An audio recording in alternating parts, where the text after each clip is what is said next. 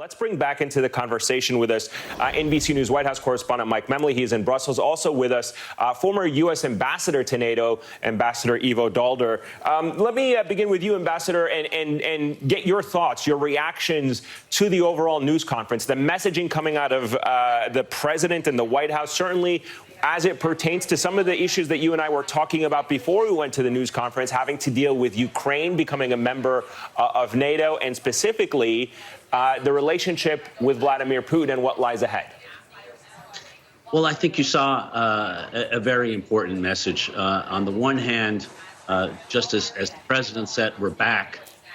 He made very clear, and we're hearing this from other leaders, that this was a summit in which all of the 30 NATO members came together on a common purpose to make sure that the alliance is ready for the 21st century, as the president put it, through the NATO 2030 action plan. And there was widespread agreement on all of those things. Indeed, a communique was issued of 45 pages. That's a long text that has to be agreed word for word among all 30 nations. And it's that unity, that cohesion, that will provide President Biden with the necessary backdrop when he meets with Vladimir Putin in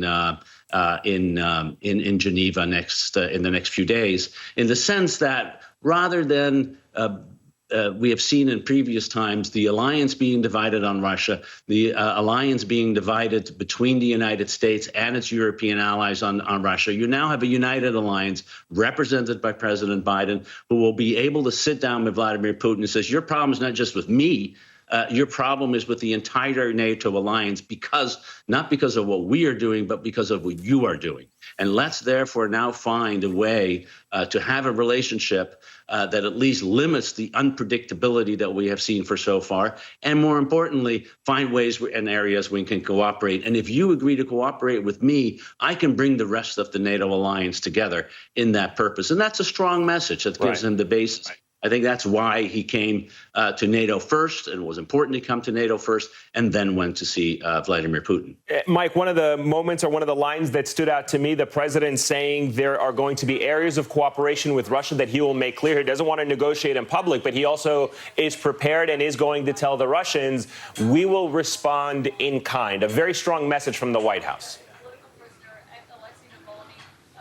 Yeah, that's right, Ayman. It was, as I'm listening to the president there over the last half hour, I was thinking of the question I posed to the First Lady just the other day about whether her husband was prepared for this meeting with President Putin. She laughed and said, oh, my gosh, he's over-prepared. What we, I think, just saw was a president who, yes, understands that this is not going to be an easy meeting by any means, and that there are certainly a lot to cover in that meeting, a lot of difficult aspects of that conversation to come. But he feels very well armed for that conversation. He talked about the fact that over the course of his time here in Brussels, as well as in Cornwall for the G7 summit, some of his fellow leaders have said to him that they were so glad he was holding this summit with President Putin. And you can see the degree to which he's taken in their feedback, their perspective as he's approaching this meeting. Also, Ayman, I was struck by the degree, it's always interesting whenever a president travels abroad, the degree to which they are speaking to an audience